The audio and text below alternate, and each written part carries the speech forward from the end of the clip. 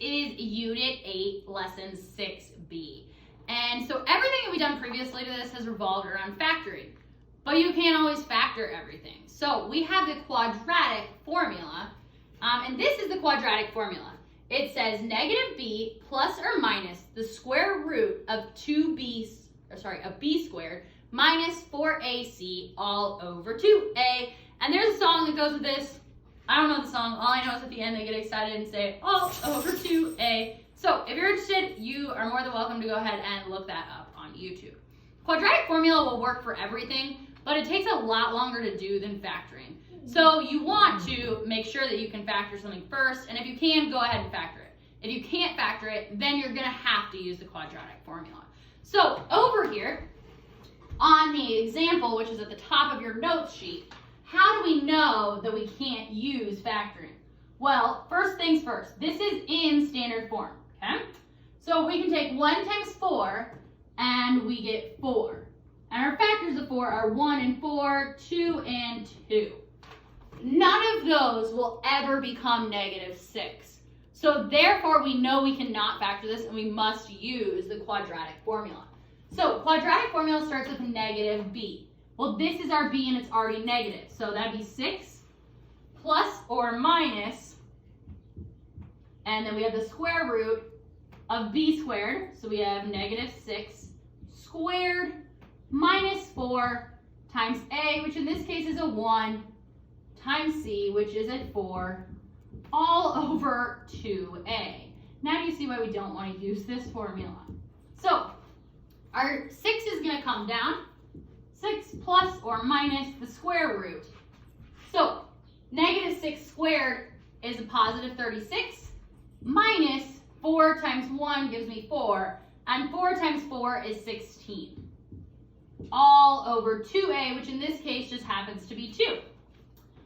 So continuing down in a row, 36 minus 16 leaves me with the square root of 20 over 2. All right. Well, we need a calculator. So hopefully you have one at your house. And I'm getting my calculator. Let's figure out what that square root of 20 is. So second square root of 20 leaves me with a very long number.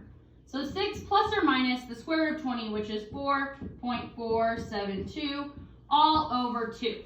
So this becomes two separate equations. We have 6 plus 4.472 divided by 2. And then we have 6 minus 4.472 divided by 2. So we can type this in our calculator, and we are going to add, 6 plus 4.472. So 6 plus 4.472, and divide that by 2, and we get one of our roots is at 5.24, and I rounded that up. And then we can take this one in our calculator. We have 6 minus 4.472, and dividing that by 2 leaves me another root that is at 0.76. So we know that our parabola is going to hit the x-axis at 5.24 and at 0.76. That is why the quadratic formula takes forever, but we can do it. So let's go ahead and look at another example. We could try to see if we could factor this. So 1 times negative 2. So our factors of negative 2, we have 1 and 2, and that's it. Those will never be 10. So now we need to use the quadratic formula. So looking at the quadratic formula, we have negative b. So we have negative 10 plus or minus the square root of b squared, which is 10. 10 squared minus 4 times a, which in this case is 1, times negative 2, which is our c.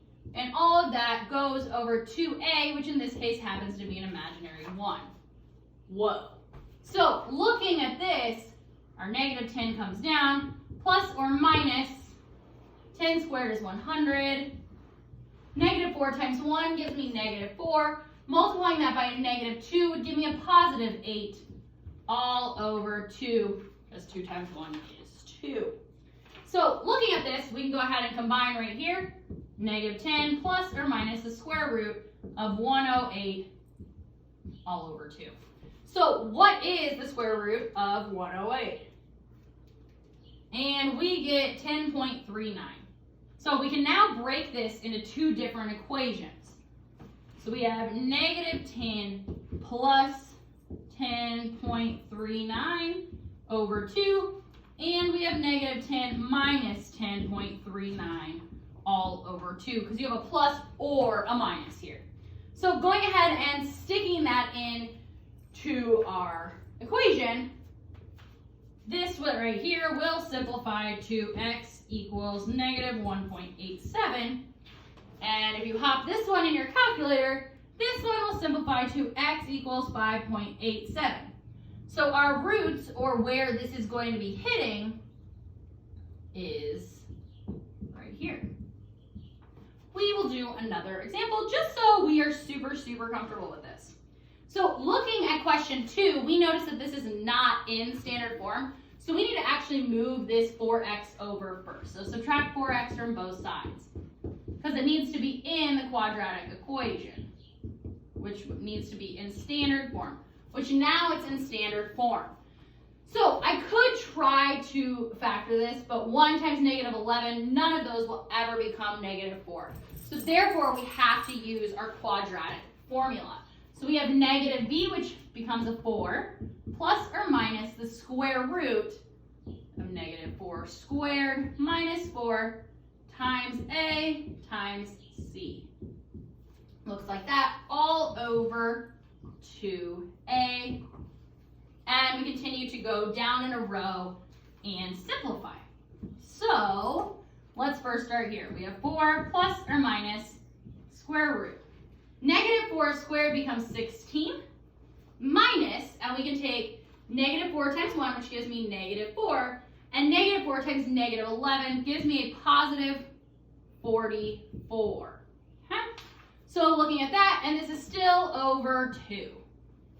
So 4 plus or minus the square root, we have 16 plus 44, which gives us a 60 all over 2. Well, in this case, we can now change this square root of 60 into a decimal format. And you get, we can make two equations starting right off the bat right now. 7.459 is what you get for the square root of this, divided by 2. And over here, so you end up with two different equations here, and we need to figure out what the roots are. And once you go ahead and you actually do the math on that, you end up with x equals 5.87 and negative 1.87. And I actually made an error over here because I got a little overly ambitious here, and I looked at question number 2's answers instead of question number 1's answer. So if you pause the video and you actually worked these out, I am so sorry about that.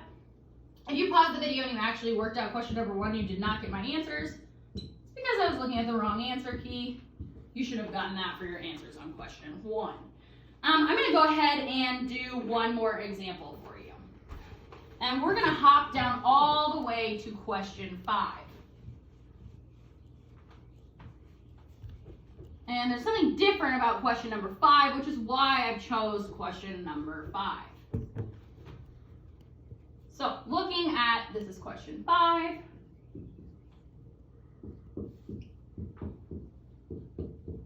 This is already in standard form, so we don't need to change that.